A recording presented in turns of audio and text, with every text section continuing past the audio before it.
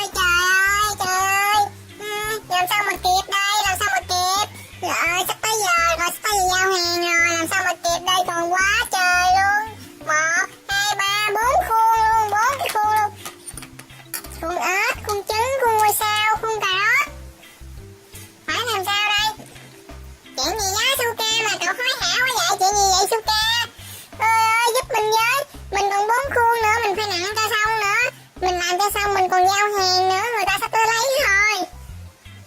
Hả? Vậy hả? Được rồi, để mình giúp cho, để Nobita giúp cho. Trời ơi, cảm ơn cậu nhiều lắm Nobita ơi. Không có cậu chắc mình làm không kịp quá à. Ok, bắt tay thôi. Ủa, Doraemon đâu rồi? Doraemon! Ting ting ting, ting ting ting, ting ting ting, Doraemon nè. Mau lên, lấy đầu nghề ra, giúp bạn ấy. Làm cho xong nào. Tiền tiền tiền. Bum. À, bây giờ đã có rồi, chúng ta bắt tay làm việc thôi. Đây, mau lấy ra nào. Trời ơi, nhiều quá, mau lên mọi người ơi. Bim bim bim. Bim bim bim bim bim bim bim. Hàng của tôi đâu, mau lấy hàng của tôi ra đây, tôi đem về. Trời ơi, bạn ơi, bạn ơi, chờ tí đi, mình làm sắp xong rồi. Có mọi người giúp đỡ mình mà. Nhanh lên nha, mình chờ lâu không được đâu. Có xúc lên tôi đi nè. Ok, bây giờ xích vô nè, bạn hãy vô chờ tí nha. Bây giờ mọi người ơi, tập trung vào làm việc nào. Màu vàng, hoặc cái màu vàng ra. Lấy đồ màu vàng. Khui ra, khui ra. Ây da, cứng quá. Làm nhiều lên nào. Người ơi, lấy nhiều lên. Lấy ra mọi người ơi. Ây dầu, lấy cây lăn nữa nè. Phải lăn nữa mới được chứ. Rồi, làm hồi như đây đi. Trời ơi, có từng cục rồi. Lấy lại, mình vây tròn nó đi. Vây tròn lại. Nè. Các bạn thấy chưa? Mình lăn tròn lại. Sau đó là hơi tròn được rồi. Mình dùng cái cây nè, mình lăn ra. Lăn nhanh lên, nhanh tay lên nào. Ây dồ. Rồi, bây giờ tới Nobita ra tay đây. Nobita sẽ nặng con ếch màu vàng. Đạp nè, đạp qua nhảy lên. Yeah. Con ếch đâu rồi, con ếch đâu? Yeah, con ếch đây. Một chú ếch xinh xắn, dễ thương. Xe cẩu ơi, lấy hàng đi. Cẩu vô cẩu lấy hàng nè. Pim. Cẩu lên. Mang lên. Rồi. Wow. Xe ben đâu? Xe ben tới đây. Xin. Lùi vô. Cẩu lên. Bỏ hàng vô nào. Tiền. Rồi mình đi đây.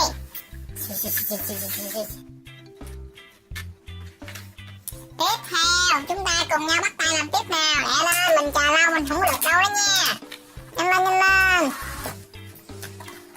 Bây giờ tới khuôn màu đỏ nha. Màu đỏ làm cà rốt đi. Doraemon sẽ giúp Suka làm cà rốt. Khui ra. Ây da, có con chim nữa kìa. Kéo ra, cứng quá. Thôi cứng quá đi. Rồi, chúng ta sẽ vê tròn lại với nhau. Vê tròn lại. Cứng quá, cục màu đỏ cứng quá. Đau tay quá. Cố lên nào. Nhanh lên. Trời ơi, chậm tay quá là thua luôn đó. Yeah. Lăn nào. Cứng quá đi. Cục màu đỏ cứng quá. Lăn mệt luôn á. Oh my god.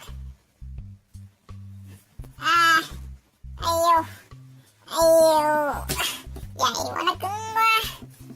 Được rồi, mình sẽ làm cà rốt đây. Múc nhầm rồi, cà rốt sẽ là do Doraemon phụ trách. Doraemon sẽ làm cà rốt, củ cà rốt. Doraemon nhảy lên. Đạp nè. Đó, đạp từ từ thôi. đạp lên, hi. Ra hình chưa? Yeah, có hình cà rốt rồi. Dở nha. Wow, củ cà rốt dễ thương, mẫm mẻm, xinh xắn. Ai, củ cà rốt. Bây giờ xe cẩu ơi, xe cẩu vô cẩu đi. Tìm. Ui da, té Suka luôn. Rồi, Suka đứng ở trên đi. Cẩu lên nào. Xin. Rồi, xong. Có cà rốt rồi. Bây giờ chúng ta phải vệ sinh. À, chưa, đưa xe Ben vô. Xe Ben đâu? Ben tới liền. Chèn. Bỏ vô nè. Nuôi lại. Rồi, Ben đi đây.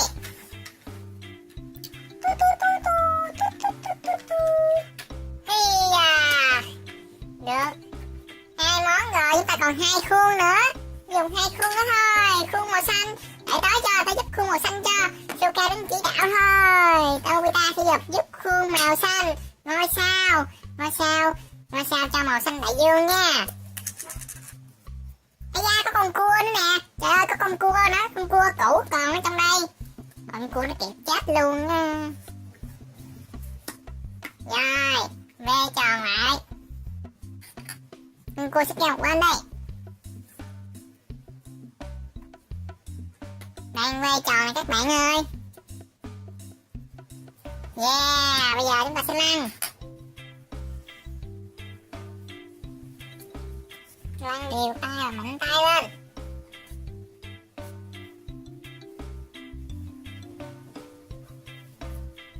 Yeah, ngôi sao biển. Để Nobita giúp. Ây dồ. Xong rồi, chặt rồi. Ôi, mệt quá, Nobita xỉu luôn. Ây da. Ngôi sao, chúng ta đã có ngôi sao biển. Ngôi sao biển dễ thương xinh xắn. Wow. Rồi, sẽ cẩu ơi, cẩu vô cẩu đi. Ok, cậu tới đây. Trên. Múc lên, thi dụ. Lên nào, lên luôn ngôi sao đáng yêu. Tiếp theo là Ben vô. Hi. Ben vô. Rồi, xong rồi, ta đi đây. Đậu sang một bên. Nhanh tay lên mọi người ơi. Còn một cái nữa chúng ta đã hoàn thành. Chính là cái trứng nè. Trứng này để Suka nha. Suka làm cho. Trứng màu xanh. Yêu. Rồi màu xanh nha. Yeah, được rồi. Ve tròn lại. Dẻo quá à. Wow. Đẹp chưa?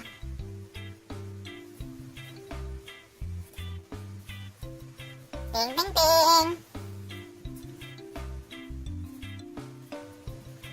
Rồi, cái lăn nào, cái lăn đây. Lăn ra làm quả trứng nữa là xong. Đã hoàn thành. Kịp giờ luôn. Yeah. Vui quá, mừng quá. Oh, quả trứng nào. Suka lên, Suka đạp bên đây, bên kia. Đạp xuống. Dở ra. Và được quả trứng rồi. Oh yeah, quả trứng hơi méo một chút. Đâu cô này cầm lên, cô này bị bể á. Đó, quả trứng đã xong, hoàn thành. Bây giờ sẽ cẩu ơi, cẩu vô cẩu đi. Cẩu ơi, cẩu à, cẩu đâu rồi? Vệ sinh đã. Ben đâu, Ben vô đi. Ui da. Xong, hoàn thành. Chúng tôi đi đây. Cảm ơn Suka và mọi người rất nhiều đã hoàn thành giúp tụi mình. Đem đi chơi chợ bán thôi. Sang. Wow. Trời ơi, các bạn cực nhọc quá. Cảm ơn mọi người, cảm ơn Doraemon, cảm ơn Suka, cảm ơn Nobita. Suka cũng cảm ơn Doraemon và Nobita nha. Và các bạn ơi, video này đã hết rồi. Suka đã hoàn thành được công việc. Nhờ Nobita Doraemon tất